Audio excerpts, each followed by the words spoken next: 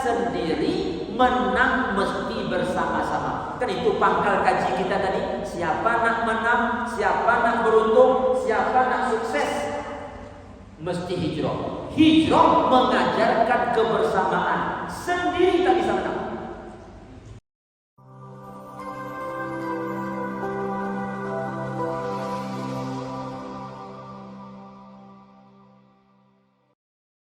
Bismillahirrahmanirrahim.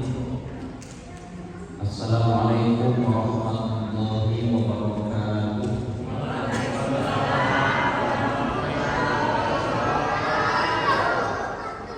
Alhamdulillahirabbil alamin. Wassalatu wassalamu ala asyrafil anbiya'i wal mursalin wa ala alihi wa ashabihi ajma'in. Asyhadu an la ilaha illallah wahdahu la syarika lah wa asyhadu anna Muhammadan abduhu wa rasuluhu la nabiyya ba'dah. Rabbi shrah li sadri wa yassir li amri wa hlul 'uqdatam min lisani yafqahu qawli. Qala Allah ta'ala fil Qur'anil Karim, a'udzu billahi minasy syaithanir rajim. Ya ayyuhalladzina amanu taqullaha wa tanzur nafsum ma qaddamat lighad wattaqullaha innallaha khabirun bima ta'malun. Ya, kita muliakan dan semoga dimuliakan oleh Allah Ta'ala Bapak Ketua Pengurus Pusat Al-Mu'awwah, yang kita muliakan dan semoga dimuliakan oleh Allah Ta'ala Imam Musala Al-Munawwarah, orang tua kami, tokoh-tokoh masyarakat, bersama seluruh jemaah kaum muslimin, kaum muslimat, tamu-tamu Allah yang berbahagia. Mari kita bersyukur dan memuji Allah Ta'ala. Kita ucapkan Alhamdulillahirabbil alamin. Sampai malam ini kita masih diberi oleh Allah Ta'ala banyak nikmat, badan sehat, diberi umur, diberi rezeki, dan banyak nikmat-nikmat yang lain. Dengan bersyukur, semoga kita mendapat keberkahan dan keridhaan dari Allah Ta'ala. Amin ya rabbal alamin. Mari kita ucapkan doa salawat dan salam. Allahumma shalli ala sayyidina Muhammad wa ala ali sayyidina Muhammad.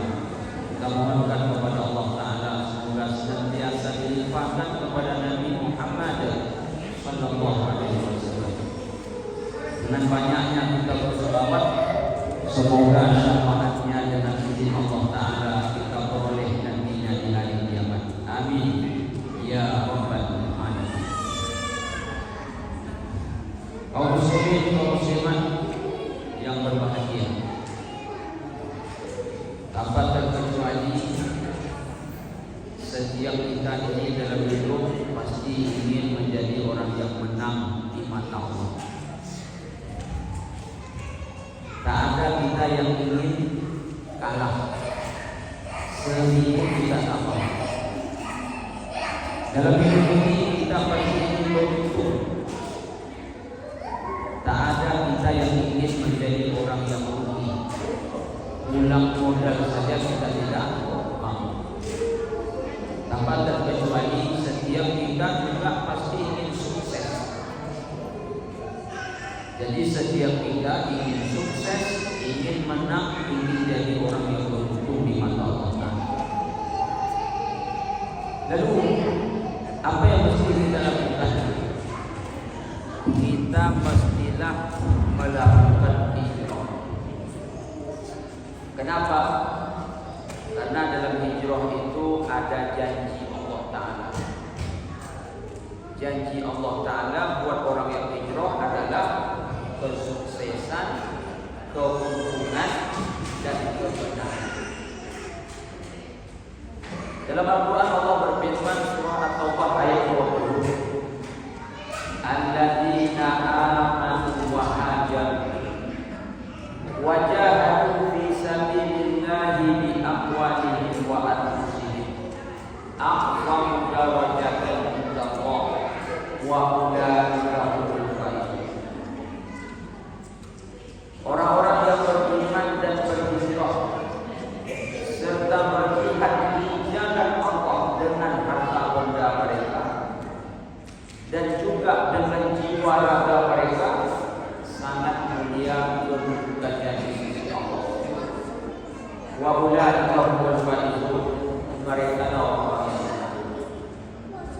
Mereka lah orang-orang yang beruntung.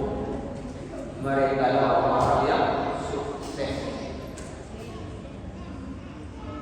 Jamaah yang berbahagia, seseorang apabila dia memperoleh kemenangan, layaklah untuk diberikan hadiah. Lalu apa hadiahnya untuk orang yang berhijrah itu? Hadiahnya adalah surga. Kalau hadiahnya surga, berarti yang memberikan hadiah itu siapa? Allah Subhanahu wa ta'ala. Masya Allah, dahsyat. Apa ayat yang menyebutkan tentang itu? Yaitu ayat 21. Lanjutan ayat tadi. Yubashshiruhum rabbuhum bi rahmatin min wa ridwan wa jannat lahum fiha na'imun muqim. Tuhan mereka menggembirakan mereka dengan cara diberi rahmat. Kemudian apa lagi? Allah ridha kepada mereka. Setelah itu apa lagi? Buat mereka adalah surga. Di dalam surga itu mereka memperoleh nikmat yang kekal. Jadi dapat rahmat, dapat ridha, kemudian di akhirat masuk ke dalam surga. Untuk siapa?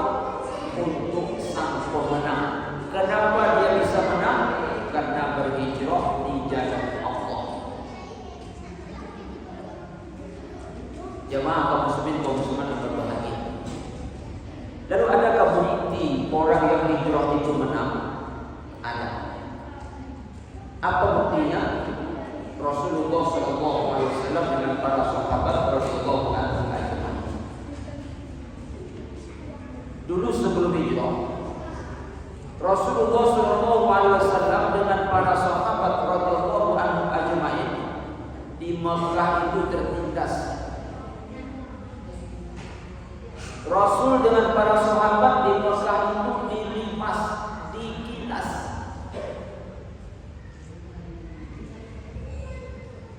Mereka selama 13 tahun di Mekah tak bisa mengumandangkan azan.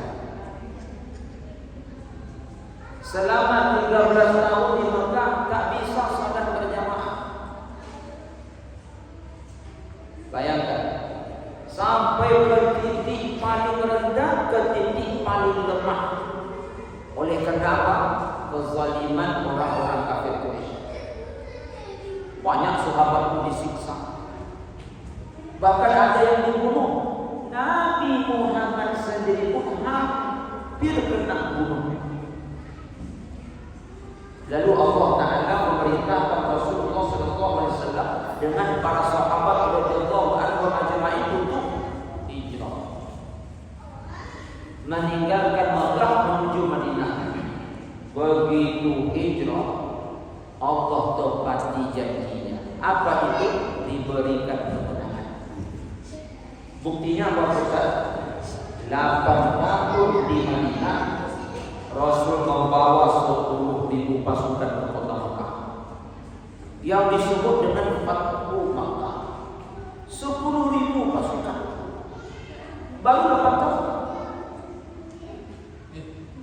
Lalu setelah sampai ke Makkah, mengapa Rasulullah SAW patung-patung yang ada di Ka'bah dihancurkan semua? Berapa jumlahnya? 360 patung. Dalam Ka'bah itu ada patung Ibrahim dengan patung Ismail. Kedua-duanya saling tukar-menukar anak panah. Hancur. Ketika itu azan pun berkumandang. Dan saat itu dilakukan salat berjamaah pertama kali. Hebatnya lagi, orang-orang kafir musyrik Makkah berbondong-bondong masuk ke dalam agama Islam. Ini bukti. Apa yang Allah berikan kepada mereka? Mereka dapat rahmat. Apa lagi yang Allah berikan kepada mereka? Mereka dapat ridho. Makanya baik sahabat dari Makkah Muhajirin atau sahabat yang di Madinah Ansar, apabila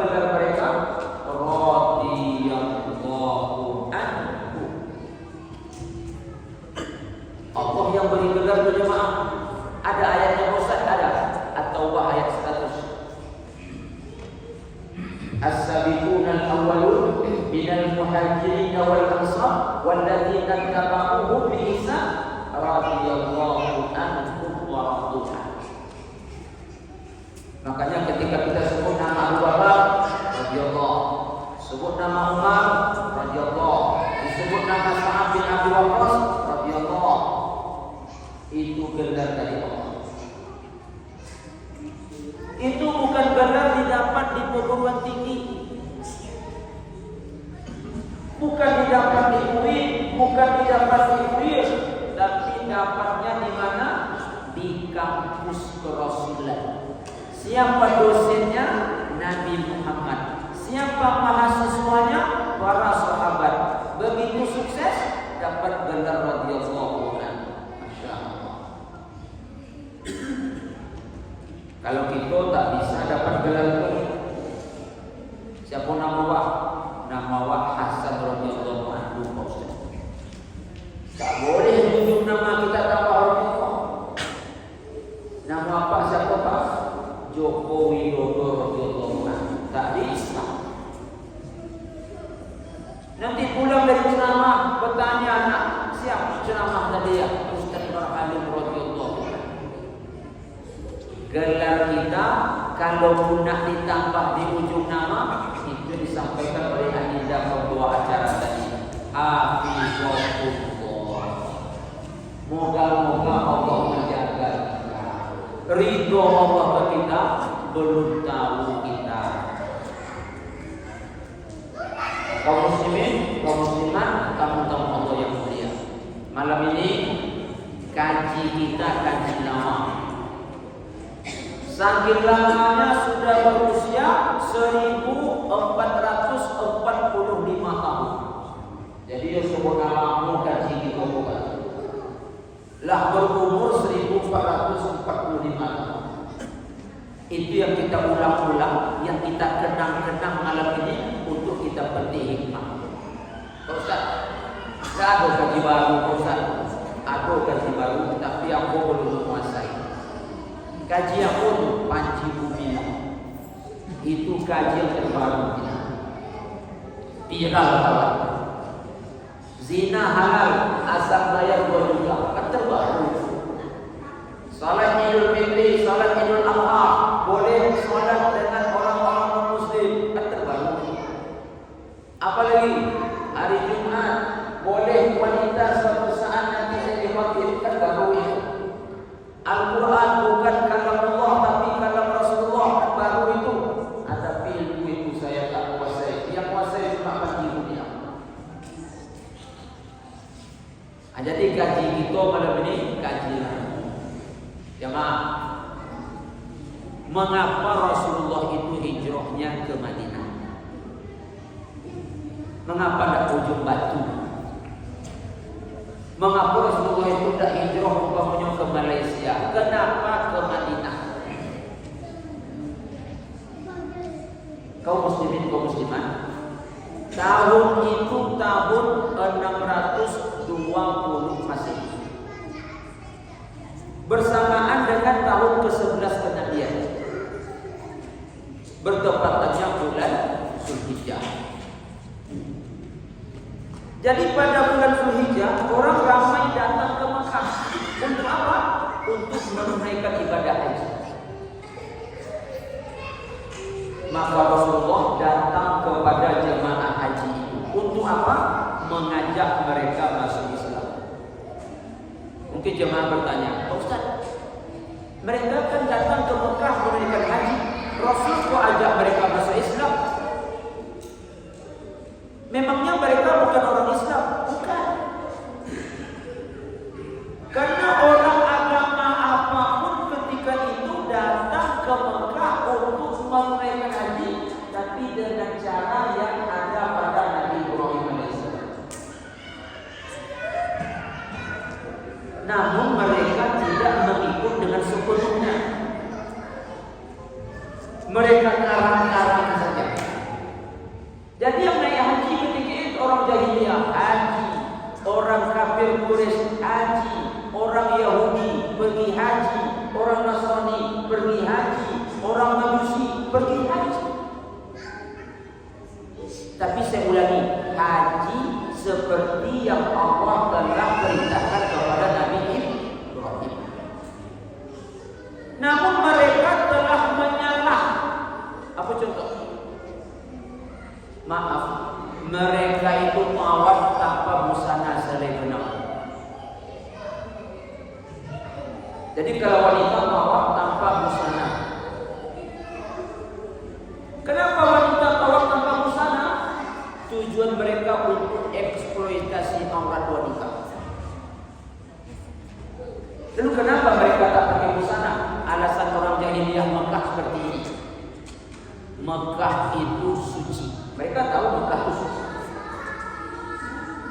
Orang di luar Mekah berarti kotor. Maka kalau orang luar Mekah ingin datang ke Mekah, mesti tanggalkan pakaiannya. Karena pakaiannya kotor.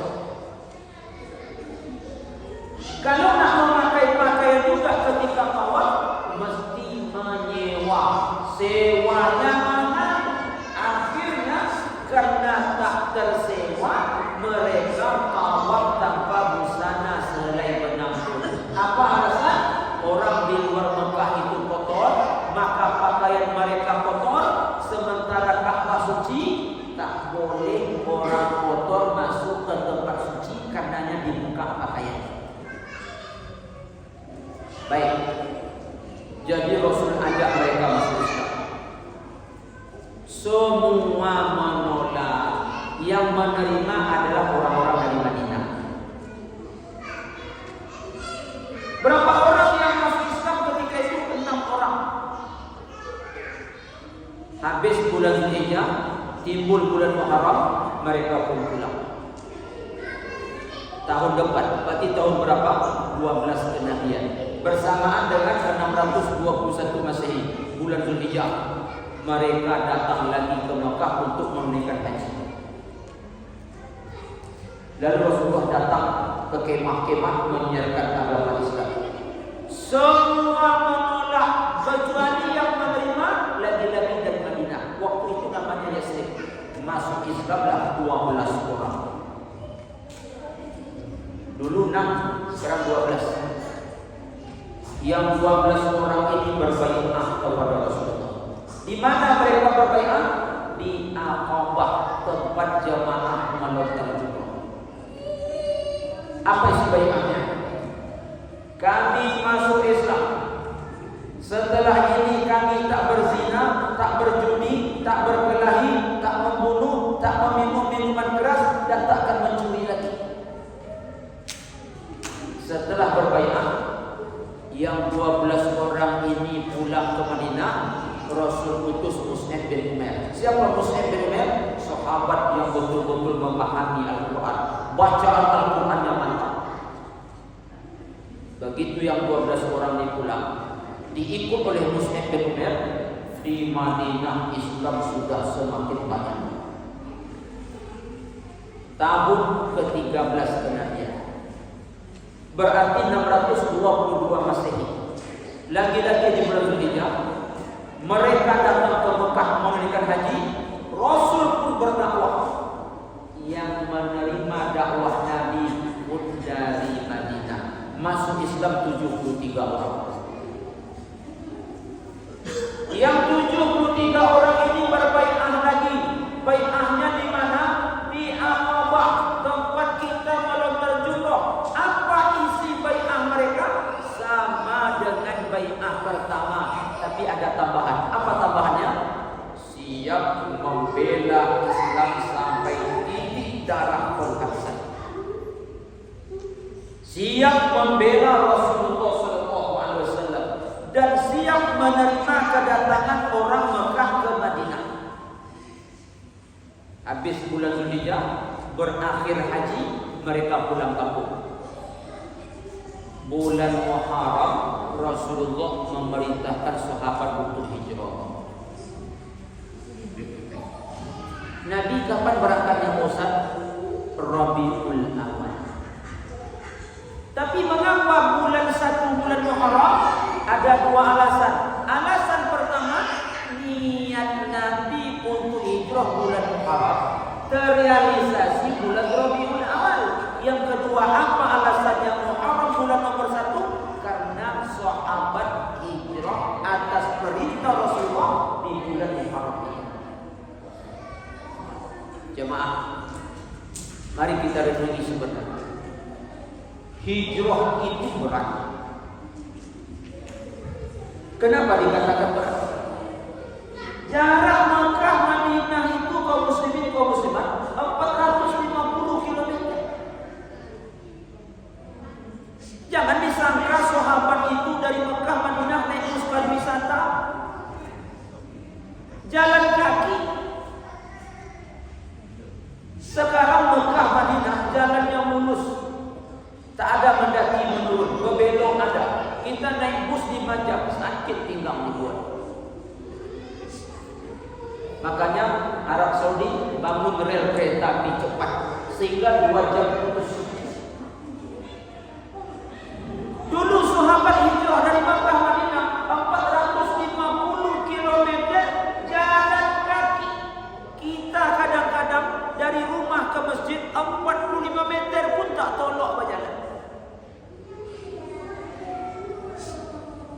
Kemudian jemaah, mereka itu berangkatnya kapan? Malam tadi.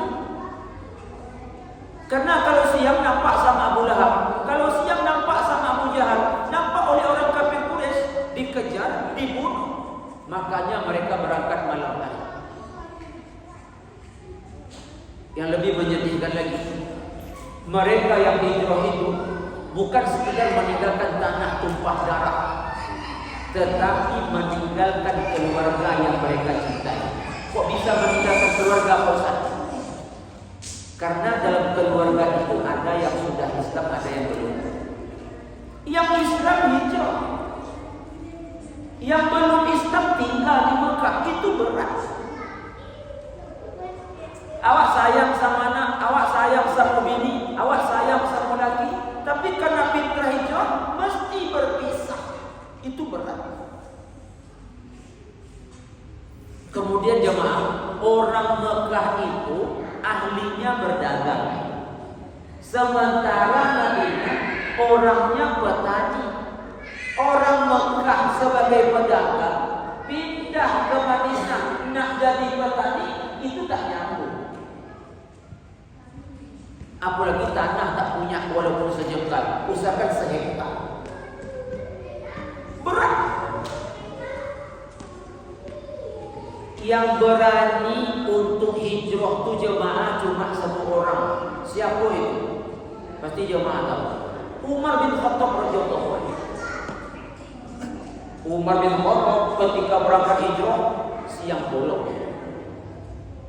Bahkan Umar berdiri di atas sebuah bukit atau ke tempat. Hei orang Quraisy, ini Umar mau hijrah. Kalau ada yang mau melarang, datang, larang. Ada ibu-ibu yang ingin jadi janda, suruh suami ibu melarang. Bapak-bapak ada yang ingin jadi duda, suruh istrinya melarang. Ini Umar ketika mau hijrah. Ada anak-anak yang ingin jadi yatim piatu, suruh ayahnya melarang, suruh ibunya melarang. Ini Umar mau hijrah, datang. 1 orang pun tak berani datang. Apa sebab? Tinju Umar sebesar kelapa muda. Itu mau didekat. Kena 1 tinju aja tumbang, mungkin tak berdiri lagi. Umar itulah yang berani untuk hijrah. Lain itu sembunyi-sembunyi, meninggalkan bisnis, meninggalkan kekayaan, meninggalkan tanah tumpah darah. Apa yang mereka bawa ketika hijrah? Badan dan pakaian yang ada di badan. Jangan disangka senang hijrah itu berat. Semoga ini menjadi iktibar bagi kita. Saya Ustaz, masalah timbang menimbang nih Ustaz, yang belum bisa saya tinggalkan Ustaz. Tak ada alasan belum bisa. Hijrah 1 kilo itu 10 on. Masa 1 kilo 8 on? Hijrah berat Ustaz. Tak seberat yang dirasakan sahabat. Mereka meninggalkan semua. Saya belum bisa hijrah nih Ustaz, masih berat. Yang namanya maaf fenomeno itu belum bisa saya tinggalkan Ustaz. Ringan. Lebih berat yang dirasakan sahabat, meninggalkan istri, meninggalkan suami, meninggalkan anak. Kaum muslimin, setelah hampir semua sahabat hijrah, tertanya-tanya Abu Lahab dan Abu Jahal, kemana keluarga kita? Muhammad ini betul-betul tukang pecah belah. Muhammad inilah yang tukang membuat anak berpisah dengan orang tua, suami berpisah dengan istri. Tak salah kita mengatakan kehadiran Muhammad membuat kita hancur. Kata siapa? Abu Lahab dan Abu Jahal. Jadi hijrah itu pemisah antara kebenaran dan kebatilan. Hijrah itu pemisah antara kekufuran dan keimanan. Jadi mau tak mau keluarga berpisah. Makanya apa kata mereka? Muhammad itu tukang pecah belah. Yang tinggal itu siapa lagi? Nabi Muhammad sallallahu alaihi wasallam, Abu Bakar As-Siddiq radhiyallahu an, Ali As-Siddiq radhiyallahu an. Siapa lagi? Orang-orang lemah. Akhirnya bersidanglah orang kafir Quraisy di hari Kamis. Tanggal berapa Ustaz? 26 Syawal. Bersamaan 12 September 622 Masehi. Apa yang mereka bicarakan? Muhammad jangan sampai meninggalkan Mekah. Dan bagaimana caranya? Kita usir dia. Itu kalau usir sama meninggalkan Mekah. Nanti Muhammad dapat pengikut nyerah. Bagaimana kalau kita penjarakan? Kalau dipenjarakan akan ada yang melepaskan. Datang orang tua berwibawa, katanya dia dari Najd, padahal itu adalah iblis yang menyamar. Apa kata orang tua tadi kepada Abu Jahal? Muhammad usah diusir, Muhammad jangan dikurung, tapi dibunuh saja. Setelah dapat bisikan tadi, apa kata Abu Jahal? Aku hargai usul saran kalian, tapi bagaimana menurut pendapat kalian? Ini usul saya, Muhammad kita bunuh. Caranya macam mana? Seluruh anak muda dari suku-suku manapun bawa kampak, bawa pedang, bawa parang, serentak membunuh Muhammad, sehingga keluarganya tak berani menuntut. Kalaupun berani menuntut, sia-sia. Kita ramai, keluarga Muhammad tak ramai. Diterima usulan Abu Jahal. Allah tahu mereka bersidang, tahu. Apa ayatnya? Wa idh yamkuru bika alladziina kafaru liyuthbituka aw yaqtuluka aw yukhrijuka wa yamkuruna wa yamkurullah wallahu khairul makirin. Mereka buat rencana nak membunuh Nabi, nak mengurung Nabi, nak mengusir Nabi. Allah juga punya rencana. Rencana siapa yang lebih hebat? Tentu rencana Allah. Allah utus malaikat Jibril menemui Muhammad. Jibril sampaikan kepada Muhammad hijrah. Jemaah, Jibril datang ke Nabi Muhammad, malam nanti kau hijrah. Ini hari Kamis siang. Pergilah Rasul ke rumah Abu Bakar.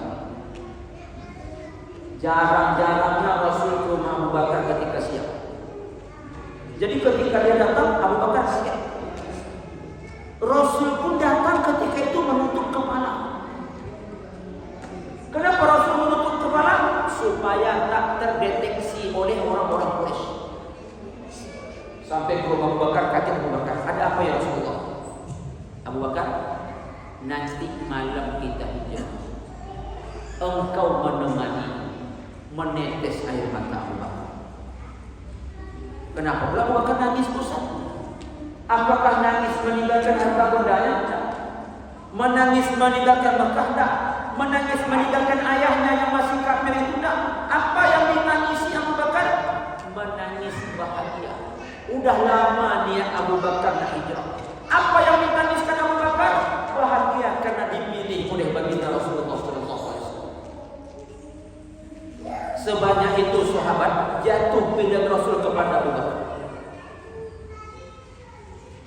Bapak dekat dengan Pak Camat saja senang. Aku lagi kalau dekat dengan Pak Bupati. Umpamanya nih, datang Pak Jokowi ke kampung kita. Apa kata Pak Jokowi? Pak, saya mau pergi kantor Bupati. Bapak temani saya. Itu yang menemani Pak Jokowi, bukan main bakal. Facebook sebulan itu yes, viral dia langsung viral tuh Pak. Yang milihnya siapa? Jokowi. Ini yang memilih siapa? Rasulullah. Setelah itu berundinglah Abu Bakar dengan Rasulullah SAW. Apa isi perundingan? Menunjuk jalan siapa? Abdullah bin Uraiqid. Nanti kalau hijrah apa langsung berangkat atau tidak? Tak langsung. Nginap dulu di gua 3 malam. Kemudian nanti kalau dalam gua tentu butuh makan. Siapa yang mengantarkan? Aisyah dengan kakaknya Asma. Lalu berita-berita dari Mekah, siapa yang menyampaikan ke atas gua Sur nanti? Itu tugas Abdullah. Yang mengantarkan minuman tugas siapa? Amr bin Uhairah. Setelah dirunding sedemikian rupa, hampir maghrib Rasul pulang ke rumah. Singkat cerita, matahari tenggelam, datang malam. Tiba-tiba orang kafir itu mengepung rumah Nabi. Tidak ringan hijrah, nyawa tahu. Apa kata Rasul kepada Ali? Ali, malam ini kau tidur atas tempat tidurku pakai selimut. Aku nanti keluar. Orang kafir sekadang sedang mengepung rumah ini wahai. Sehingga nanti mereka menyangka di atas tempat tidur itu aku. Padahal aku dengan izin Allah keluar. Jemaah, alas tidur Nabi. Sekarang siapa di atas Ali? Apa warna selimut Nabi? Hijau. Nabi itu favorit warna di antara hijau. Saya sebanyak ini tempat ceramah, jarang masjid dan musala warna hijau. Baru malam ini hijau. Hijau ni enak mata mereka. Hijau ni teduh. Karpet hijau, dinding hijau. Ini warna kesukaan Nabi. Apa kata Ali? Ya Rasulullah, malam ini aku tidur atas tempat tidurmu, aku yang pakai selimut. Jemaah, Bu, terbayang tak sama Ali resiko yang akan dihadapi? Terbayang tak resikonya? Ali terbayang tak apa resiko yang akan dihadapi? Mati.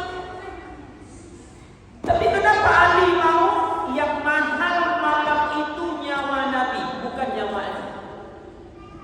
Cinta yang paling tinggi nilainya malam itu cinta Rasul, cinta Allah, bukan cinta kepada kehidupan. Makanya Ali. Padahal Ali umurnya baru 20 tahun. Kalau kita disuruh Rasul macam itu tak ada cinta. Ada misal Rasulullah boleh sempat mati orang berbini.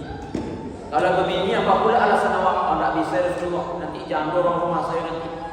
Kalau beranak apa pula alasan awak? Nanti piatu yatim piatu anak. Pokoknya kita bukan main banyak alasan. Ali tanpa alasan. Begitu Nabi suruh, dia naik pakai selimut Nabi. Malam itu dengan izin Allah Nabi keluar. Nabi baca Yasin. Malam apa Ustaz? Malam Jumat tanggal 27 Safar. Nabi membaca surah Yasin. Orang kafir di luar sampai kepada ayat.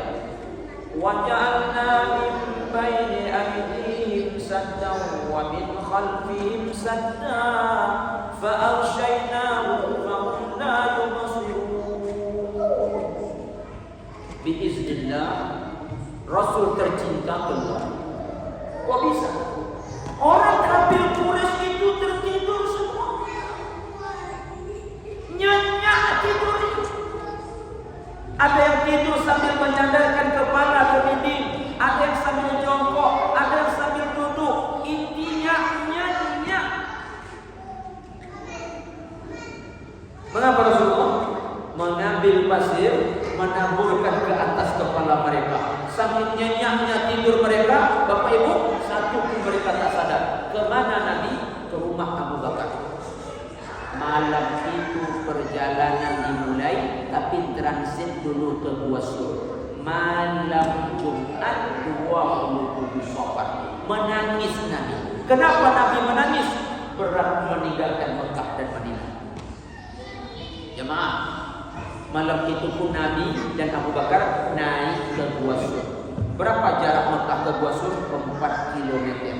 Berapa naik ke atas? 850 meter. Yang menarik ya, yang ngantar makan ke atas siapa tadi? Asma dengan itu selama 3 hari 3 malam. Asma dan Aisyah bolak-balik 8 km. Naik ke atas 850, turun ke bawah 850 selama 3 malam betul-betul. Sekarang Pak, berapa anak tangga naik ke atas? 1045. Dulu tak pakai tangga. Itu yang didaki oleh Abu Bakar Nabi Muhammad. Itu yang didaki oleh Asma dan Isya 850 meter. Kita sekarang sudah pakai tangga 1045. Anak tangga. Menengoklah sosok Pak Haji pun namanya tadi. Sama ambo dulu. Ambo dek tak pinayok kate, bepok lah sampai kate tak bisa turun. Tinggi. Itu yang didaki oleh Rasul sama Abu Bakar di waktu malam. Gelap-gelap gulita. Kenapa tak pakai senter Ustaz? Kalau pakai senter nanti nampak sama orang kafir. Kena kejar bahaya. Merosok-rosok. Ini maaf kalau kita bercerita sedikit. Sampai ke Gua Sur. Gua itu tak pernah ada orang masuk ke dalamnya. Maka apa kata Abu Bakar? Ya Rasulullah, biar aku yang masuk ke dalam. Aku cek apakah ada dalam gua ini. Masuk Abu Bakar diperiksa, banyak lubang-lubang di sini. Dalam kitab berjudul Ar-Rahib Al-Maktum yang ditulis oleh Syekh Syafir Rahman Al-Mubarakpuri, mengapa Abu Bakar menanggalkan gaji? Setelah baju ditanggal, dirobek-robek oleh Abu Bakar untuk menutup lubang-lubang. Habis baju Abu Bakar untuk menutup lubang tak cukup, ada tersisa 10 lubang. Ini bukan Israiliyat. Tengok juga dalam buku berjudul 10 sahabat yang dijamin masuk surga, karangan Syekh Sattar. Setelah bersih, lubang sudah ditutup kecuali satu, baju tak cukup lagi. Ya Allah, Allah. Cinta betul Abu Bakar kepada Rasulullah. Ya Rasulullah, rasa-rasanya sudah aman, tapi biar aku yang masuk dulu. Kenapa Abu Bakar ingin masuk duluan? Dia risau dengan lubang yang satu. Masuk Abu Bakar, dia tutup lubang itu pakai kaki. Rasulullah pun masuk. Malam itu Rasul beristirahat, meletakkan kepalanya di atas paha Abu Bakar. Tertidur Rasul. Cemburu kami sama kau ya Abu Bakar. Kenapa kita tak akan cemburu? Puas Abu Bakar melihat wajah Nabi pada kita. Kita belum pernah bertemu Nabi. Takkah kita rindu nak bertemu dengan dia? Takkah kita rindu ingin masuk surga bersama? Abu Bakar malam itu menatap puas wajah Nabi karena wajah itu ada di atas pahanya. Bagaimana cerita lubang tadi? Oleh Abu Bakar ditutup pakai kaki. Rupanya itu lubang binatang berbisa. Disengat kaki Abu Bakar. Oleh Abu Bakar ditahan. Kenapa Abu Bakar menahannya? Karena kepala manusia paling mulia itu di atas paha. Dia tahan. Yang tak tertahan Abu Bakar adalah derayan air mata. Nak dihapus pakai kain tak ada. Bukankah Abu Bakar tak berbaju lagi? Bukankah bajunya sudah dirobek-robek untuk menutup lubang? Dengan apa Abu Bakar menghapus air matanya? Dengan tangannya. Air mata itu sungguh banyak. Mungkin air mata takut ada juga. Takut kalau Nabi dibunuh. Air mata sakit karena disengat tentu ada juga. Akhirnya air mata itu jatuh ke atas pipi Abu Bakar, pipi Rasulullah. Rasul terbangun lalu bertanya, apa wahai Abu Bakar? Kakiku ya Rasulullah. Ada apa dengan kakimu? Mungkin disengat binatang berbisa. Rasul duduk. Mengapa Rasul?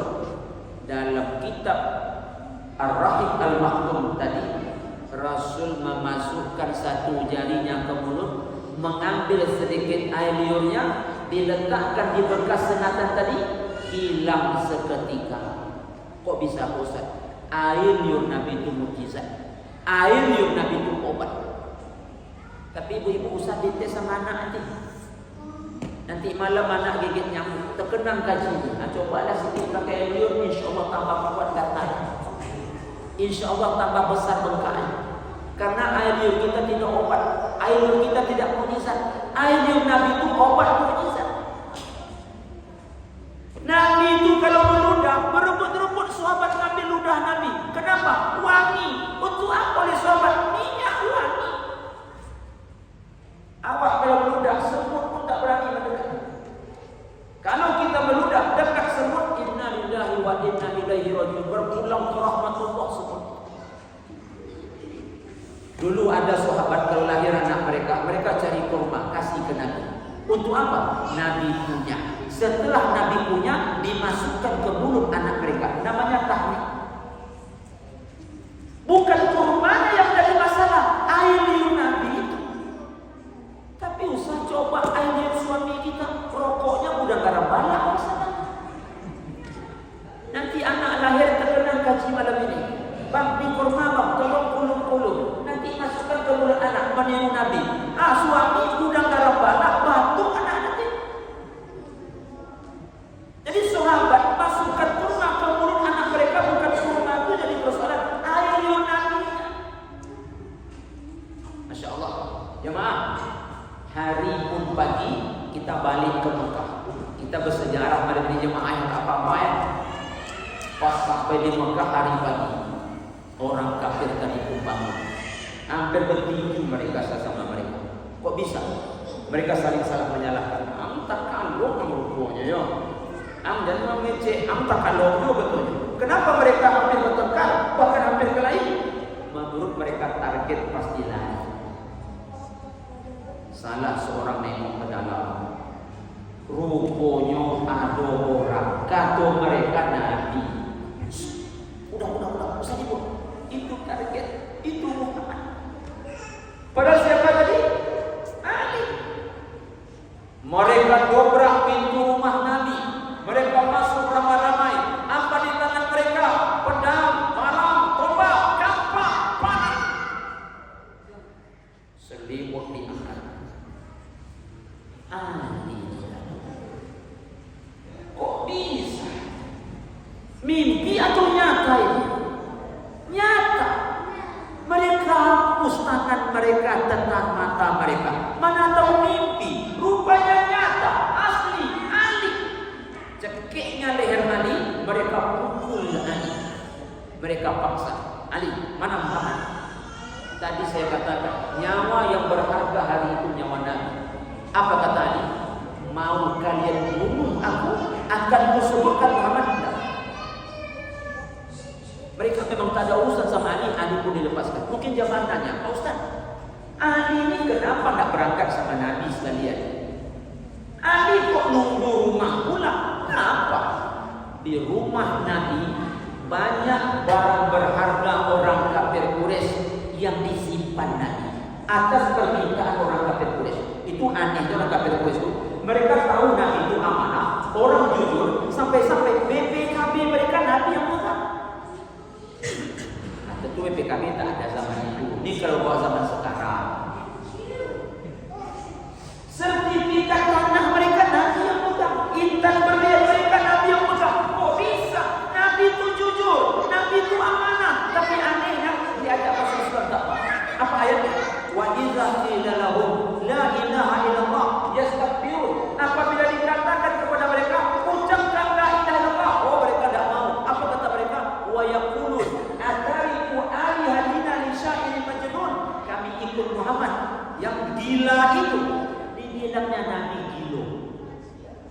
Tapi sertifikat Nabi yang nyimpan, BPKB Nabi yang nyimpan, uang Nabi yang nyimpan. Tapi Nabi dibilang gilo, dimasuk Islam tak mau.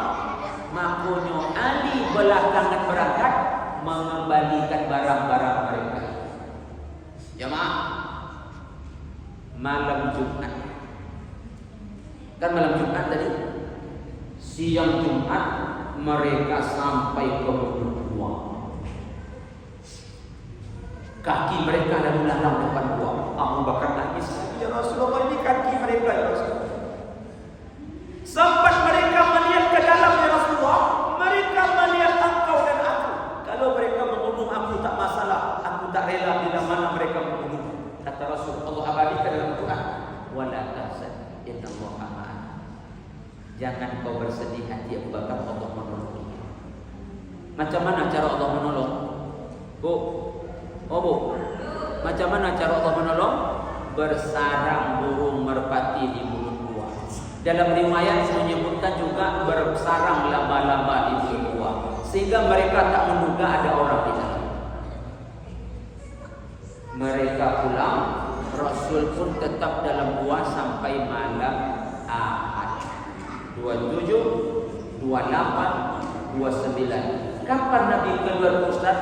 Malam Senin tanggal 1 Rabiul Awal. Kapan sampai di Kubah? Hari Senin tanggal 8 Rabiul Awal. Di tengah jalan hampir kena bunuh oleh siapa? Surah bin Malik bin Yusuf. Tapi tak bisa.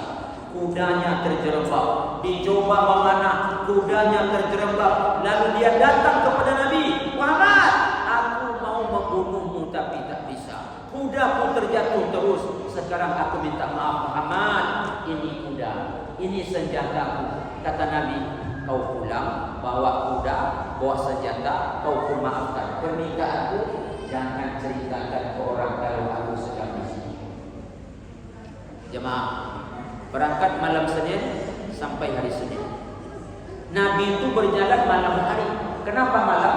Supaya tak nampak sama orang. Kenapa malam? Supaya tak kena panas cahaya matahari. Sampai di Kubah Senin, Selasa, Rabu, Kamis, 4 hari Nabi bangun masjid. Itulah masjid Kubah. Tapi belum selesai fondasi. Jangan disangka 4 hari langsung selesai. Hebat betul. Apa keutamaan masjid Kubah? Siapa yang berwuduk dari hotel, pergi ke masjid Kubah, lalu salat 2 rakaat, dapat pahala umrah. Tapi ada jemaah karena asyik selfie, lupa berwuduk. Sampai di masjid, bapak ucap, oh Ustaz, kenapa bu? Awak lupa berwuduk Pak Ustaz. Dia apa ibu lupa berwuduk? Awak selfie, kau jawab tadi Pak Ustaz. Tak dapat pahala umrah karena mesti berwuduk dari hotel. Kalau berwuduknya di masjid tak dapat, berarti melanggar syarat. Itulah selfie juga lagi saya bilang. Menangis ibu. Kau muslimin, kau muslimat yang berbahagia. Hari Jumat Nabi pergi ke Madinah. Sampai di kampung Bani Salim bin Auf membangun masjid. Masjid itu dinamakan Masjid Jumat. Sampai Madinah mereka bahagia, lalu bernyanyi. Apa nyanyinya? Ibu-ibu pasti hafal. Tala'al badru alaina min saniyatil wada' wajaba syukru alaina ma'da'a lillahi da'. Mereka berebut-rebut mengajak Nabi tinggal di rumah mereka. Jemaah, ini contoh nih, maaf, contoh saja, jangan tersinggung. Umpamanya Pak Anies datang dia berjumpa atau Pak Ganjar lah, atau Prabowo lah, sebut tiga-tiganya biar adil ya. Nanti kalau pilih Anies marah, enggak yang pilih Prabowo gitu, kita sebutkan tiga-tiganya. Pertama Anies datang, yang kedua Ganjar datang, ketiga Prabowo datang. Nginap dia di rumah kita, senang datang. Awak juga Anies datang, tapi yang datang Prabowo nginap rumah awak kosong, berarti. Walaupun itu idola gitu anti supaya yang datang kanjar, tapi yang minum rumah awak, inap, pergi awak kanjar. Itu Facebook tadi sebulan ditulis, bangga kita tuh. Sekarang Nabi Muhammad nginap di rumah kita, apa tak bangga, apa tak bahagia? Maka mengapa orang Madinah, ya Rasul, rumah kami nginap ya Rasul. Kata yang satu, ya Rasul, rumah kami nginap ya Rasul. Karena banyak tawaran, apa kata Nabi? Ku lepaskan otakku, dia berjalan di perintah Allah, dia berhenti diperintahkan oleh Allah. Orang Madinah harap-harap cemas menengok onta itu berjalan. Kalau dapat berhenti di depan rumah mereka. Onta tadi berjalan, berhenti di atas tanah kosong di kampung Bani Najjar, milik anak yatim Sahal dan Suhail, di depan rumah Abu Ayyub Al-Ansari. Apa maknanya? Rasul nginap di rumah Abu Ayyub. Berapa lama jemaah? Ada yang tahu? Jemaah ini kalau ceramah macam-macam tahu saya. Tak didengarnya, begitu tanya tak ada yang jawab. Berapa lama Rasul nginap di rumah Abu Ayyub? 7 bulan. Beruntung Abu Ayyub. 7 bulan Nabi nginap di rumahnya. Kenapa 7 bulan Pak Ustaz? Tanah tempat onta berdiri tadi dibeli Nabi, dibangun masjid, Masjid Nabawi, di samping masjid rumah Nabi. Nabi pun pindah ke rumahnya. Cantik rumah Nabi itu Ustaz.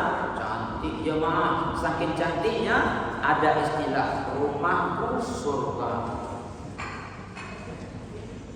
Cantik surga. Tapi secara zahirnya duduk di atas tanah, kalau berdiri kepala kena atap. Kaum muslimin, Nabi bangun masjid. Berapa pertama kali Nabi bangun masjid di situ? Ukurannya 27 meter kali 32 meter. Waktu itu. Sekarang masjid kedua terbesar di dunia setelah Masjid Haram. Tapi walaupun besar, usahakan kita datang lambat, datang cepat, kadang-kadang payah dapat tempat. Itu bedanya masjid kita. Usahakan kita datang cepat, datang lambat, masih lapang juga tempat. Usahakan datang cepet, datang lambat, masih banyak cepet. Nak salam imam lagi, datang kita, jangan takut, masih lapang. Usah tersinggung pula. Ini nyinggung yang tak datang, yang datang usah tersinggung pula. Tapi itu rata-rata masjid di kampung kita, kaum muslimin kaum muslimat. Nah, sampai di sini kita nak memetik hikmah. Panjang ceramah gitu, woi. Tadi mau kodimah ya baru. Aku baru masuk ceramah. Itu hijrah zaman Nabi itu Ustaz, ya itu. Nanti Nabi bangun masjid, mempersaudarakan orang Mekah Muhajirin dengan orang Madinah Ansar. Lalu apa hikmahnya? Hikmahnya kaum muslimin adalah dalam hidup ini ternyata kita tak bisa sendiri. Tak bisa sendiri. Saya tadi cerita-cerita sebentar sama Pak Haji. Baru saya tahu, kaget juga saya. Rumah saya ini Ustaz sering datang Pak Musin Zahari sini. Masya Allah. Itu ketua HIPMI provinsi. Sering datang di sini Pak Ustaz Muya Sayyidul Amin kita. Itu beliau orang Muhammadiyah itu. Bahkan ikut dulu untuk menjadi calon pimpinan Muhammadiyah pusat. Pak Murni Pak Ustaz sering datang ke sini. Mengapa Pak Haji? Kami ini pendiri Ibnu Sina. Kami ini orang suka berorganisasi. Rasul telah ajarkan kepada kita malam ini hidup tak bisa sendiri. Nabi Muhammad punya mukjizat. Gampang bagi Allah memindahkan Muhammad dari Mekah ke Madinah. Ambil aja burak satu. Selesai cerita. Ini disuruh sahabat itu asap-asap macam itu. Kalau gitu Pak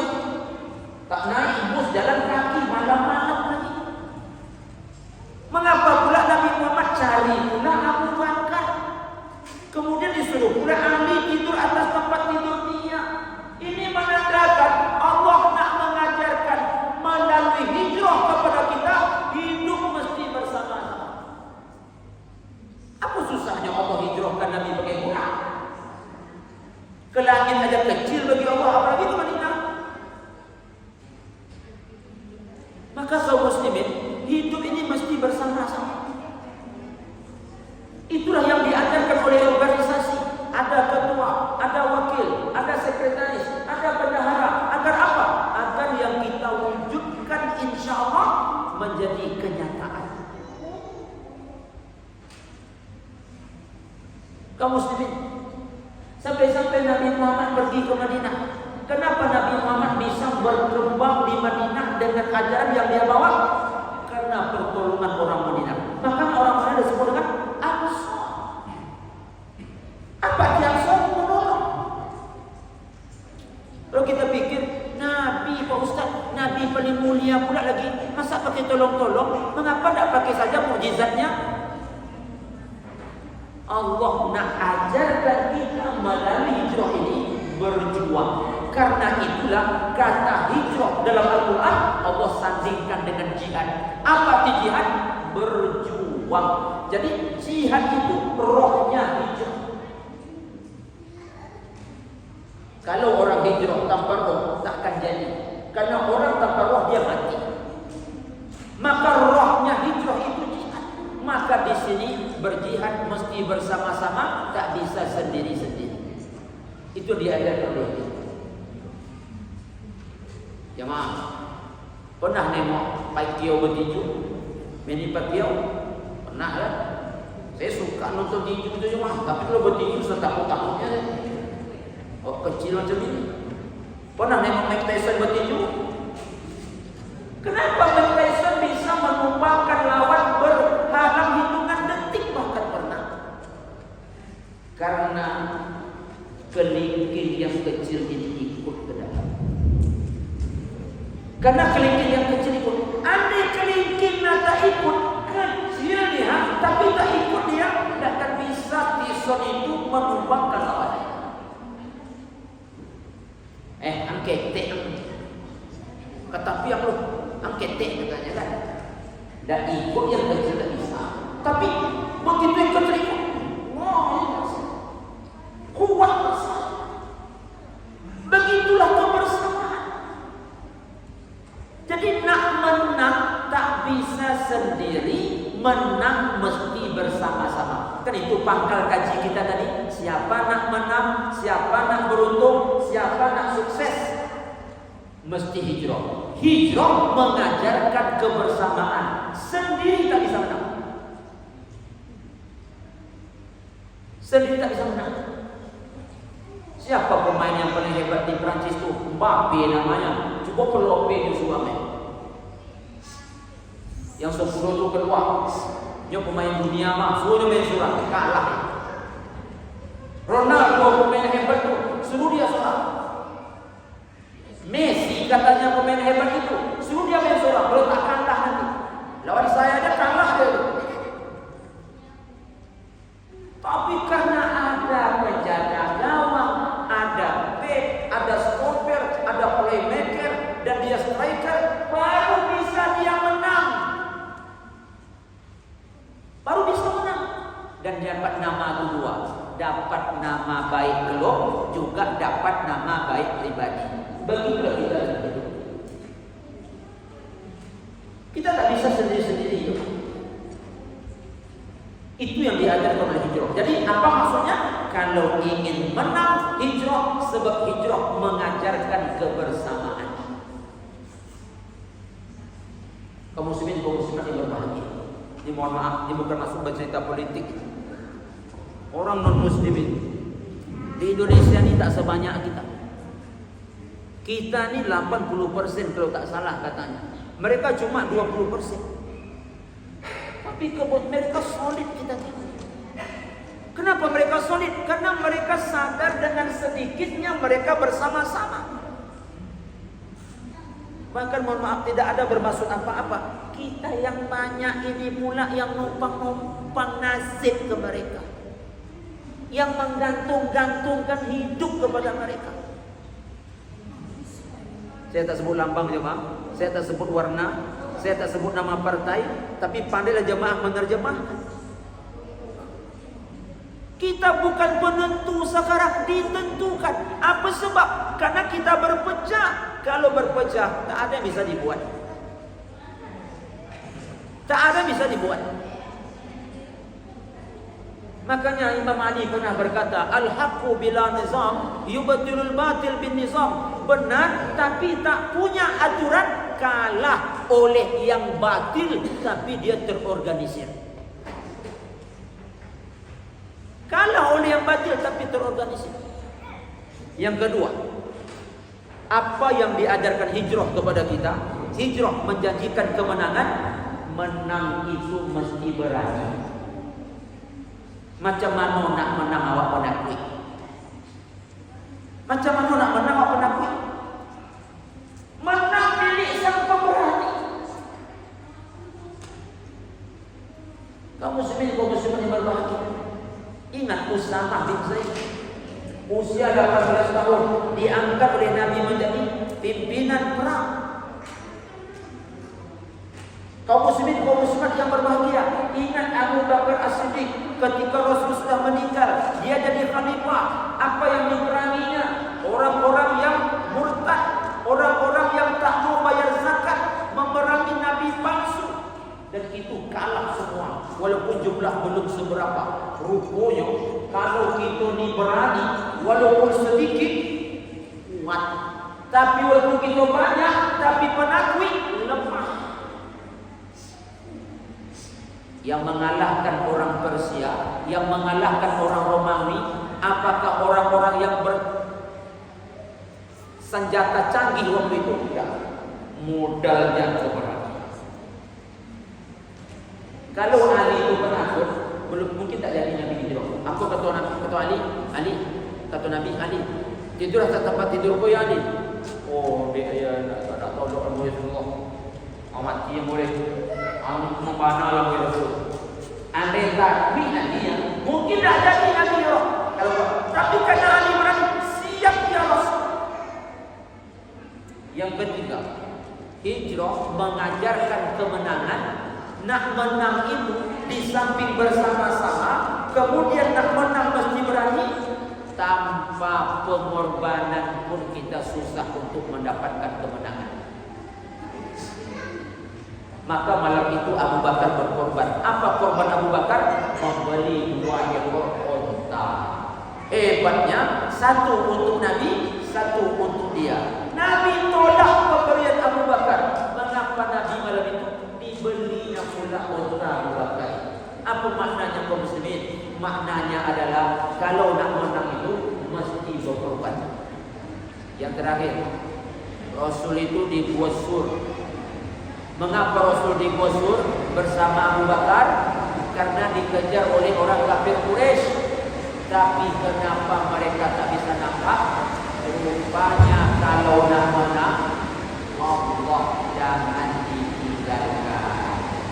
Walaupun awak dah bersama-sama, walaupun kita sudah berkorban, walaupun kita sudah menjadi sang pemberani, Allah dibawa bersama. Kalau kita tinggalkan Allah, sombong kita namanya. Allah mesti bawa dalam berdua.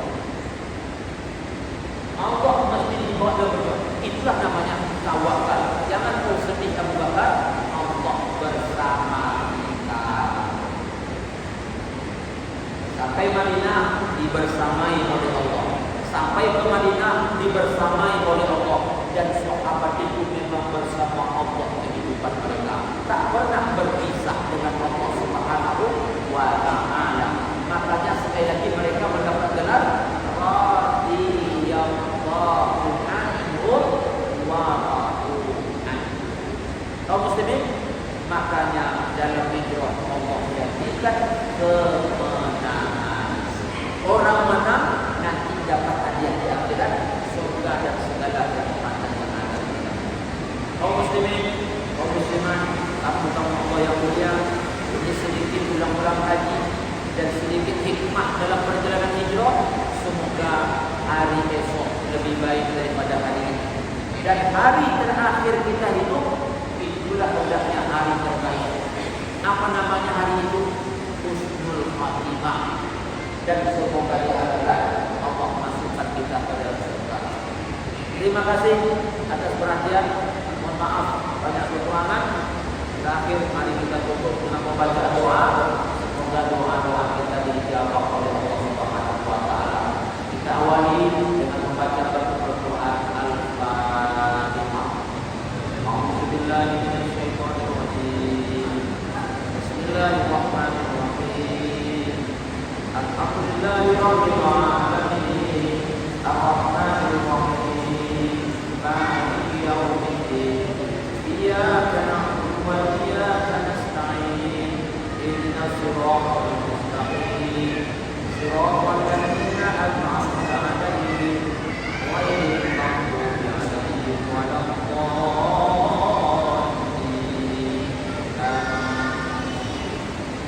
A'udzu billahi minasyaitonir rajim. Bismillahirrahmanirrahim. Alhamdulillahirabbil alamin. Wassalatu wassalamu ala asyrafil anbiya'i wal mursalin wa ala alihi wa sahbihi ajma'in. Allahumma ighfir lana dhunubana wa liwalidina warhamhum kama rabbawna shighara. Allahumma ij'al jam'ana hadha jam'an marhuma wa tafarraqna min ba'dihi tafarruqan ma'suma. Rabbana zalamna anfusana wa in lam taghfir lana wa tarhamna lanakunanna minal khasirin. Rabbana atina fid dunya hasanah wa fil akhirati hasanah wa qina adzabannar. Subhana rabbika rabbil izzati amma yasifun wa salamun alal mursalin walhamdulillahi rabbil